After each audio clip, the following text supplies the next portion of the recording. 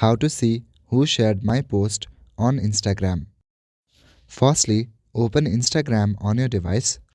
On Instagram, make sure you are logged in to your account. From the bottom panel, go to your profile section. On this interface, tap on the three-line icon at the top right corner. In your settings and activity, scroll down. Now select the option Account Types and Tools. Inside, select the first option, Switch to Professional Account. Click on Next at the bottom. Select the categories and click on Next. Here, select the option Creator or Business. Now there are 6 steps which you can skip. Go to your profile again. Now go to your post. Just to show you guys, I'm gonna click on this random post.